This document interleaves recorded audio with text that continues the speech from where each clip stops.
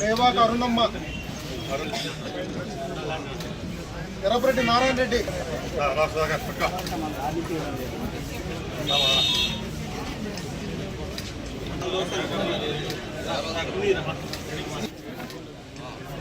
Nageswara Naidu, Proddatur beer సాబ్ మాసాపేట, భద్రాలమ్మ, అబ్బవరం శాంసుందర్, సయ్యద్ సుల్తాన్ బాషా,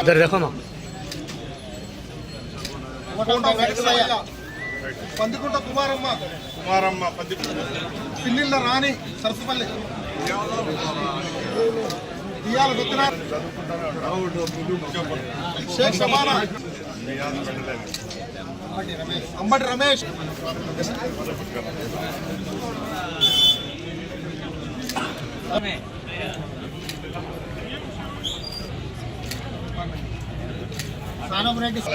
government కూడా కష్టాల్లో ఉంది.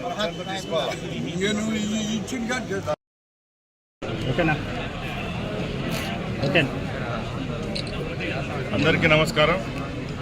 ఈరోజు గౌరవ ముఖ్యమంత్రి నారా చంద్రబాబు నాయుడు గారు ప్రవేశపెట్టిన ఏదైతే సీఎంఆర్ఎఫ్ ఉందో దాని ద్వారా రాష్ట్ర వ్యాప్తంగా లక్షలాది మంది అభాగ్యులకు మంచి జరుగుతూ ఉంది.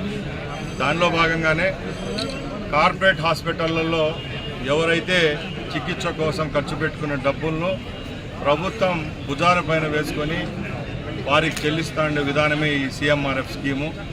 కూటమి ప్రభుత్వం ఏర్పాటైన తర్వాత 4వ పర్యాయం చంద్రబాబు నాయుడు గారు ముఖ్యమంత్రి అయిన తర్వాత ఎక్కడ పేదవాడు అనేవాడు కష్టపడకూడదు, ఆరోగ్యపరంగా ఏ సమస్యలు ఎత్తినా కూడా ఈరోజు మొట్టమొదటిగా గ్రామీణ స్థాయి నుంచి జిల్లా కేంద్రాల వరకు హాస్పిటల్ గవర్నమెంట్ పరిధిలో పనిచేస్తున్నాయి.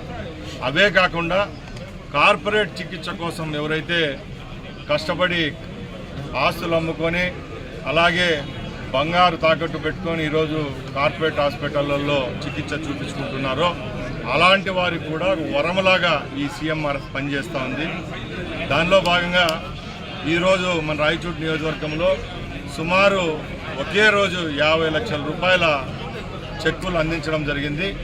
ఇప్పటికే ఈ 16 నెలల్లోనే సుమారుగా 7 కోట్ల 50 లక్షల రూపాయలు కేవలం ఓన్లీ రాయచోటి నియోజకవర్గంలో ఉన్న పేదవారి కోసమే ఇచ్చామంటే ఒకసారి గుర్తుపెట్టుకోవాలా. ఎక్కడ ఆరోగ్య రంగంలో నిర్లక్ష్యం చేయకుండా గ్రామస్థాయి హాస్పిటల్, ప్రైమరీ హెల్త్ సెంటర్ల దగ్గర నుంచి జిల్లా కేంద్రాల్లో పనిచేస్తున్న ఏరియా హాస్పిటల్స్, డిస్ట్రిక్ట్ హాస్పిటల్స్, ఇవే కాకుండా అన్ని హాస్పిటళ్లలో నాణ్యమైన సేవలు అందిస్తుంది ఈ ప్రభుత్వం. అలాగే ఎవరైనా మంచి చికిత్స కోసం పెద్ద హాస్పిటళ్ళకు అప్రోచ్ అయ్యే వాళ్ళు కూడా ఈరోజు ఈ సీఎంఆర్ఎఫ్ స్కీమ్ను ఉపయోగించుకొని ఒక వరంలాగా వాళ్ళ కుటుంబాలకు వారి ప్రాణాలకు సంభవించిందంటే ఒకసారి మనం అందరం గ్రహించాలా. ఈ ప్రభుత్వం ఏర్పాటైన తర్వాత ఆరోగ్యం రంగంపై పూర్తి చిత్తశుద్ధితో పనిచేస్తూ ఉంది. ముఖ్యంగా మన రాయచోటి ప్రాంతంలో ఎవరైతే ఈరోజు బెంగళూరు, తిరుపతి, హైదరాబాద్, విజయవాడకు పోయి వారి యొక్క ఆరోగ్యం కోసం బయట హాస్పిటళ్లలో చూపించుకొని అక్కడ బిల్లులు చెల్లించలేక కష్టపడుతున్నారో అలాంటి వాళ్ళకు కూడా ప్రభుత్వం చేయూతనిస్తూ సుమారుగా వాళ్ళు ఖర్చును పెట్టిన డబ్బులో 70% రీఇంబర్స్మెంట్ చేస్తూ ఉందంటే ఇది కేవలం ఈ ప్రభుత్వానికి, చంద్రబాబు నాయుడు గారికి దక్కుతుందని తెలియజేసుకుంటూ, అలాగే ఈరోజు మహానుభావుడు మన రాజ్యాంగ సృష్టికర్త డాక్టర్ బిఆర్ అంబేద్కర్ గారి వర్ధంతి, ఈ వర్ధంతిని పురస్కరించుకొని నా తరపున నా ప్రగాఢ సంతాపాన్ని వ్యక్తం చేస్తున్నా. అలాగే ఈరోజు అంబేద్కర్ గారి గురించి మనం ఎంత చెప్పుకున్నా తక్కువే. ఈరోజు భారతదేశంలో అడుగంటిన వర్గాల వాళ్ళు, దళితులు, బీసీలు ఇలాంటి వారికి రాజ్యాధికారం సంభవిస్తూ ఉందంటే అది కేవలం అంబేద్కర్ గారి యొక్క కృషి ఫలితమే నేను తెలియజేసుకుంటున్నా. అలాగే ఏదైతే రాజ్యాంగం మనకు అంబేద్కర్ గారు ఇచ్చారో ఆ రాజ్యాంగం పట్ల మనం గౌరవించాలి.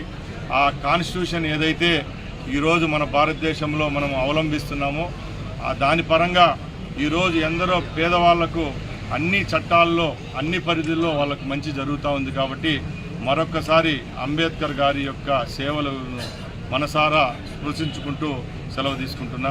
జై హింద్.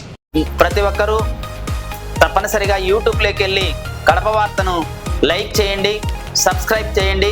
ఇట్లు మీ జి రమణయ్య, ఎడిటర్, కడప వార్త.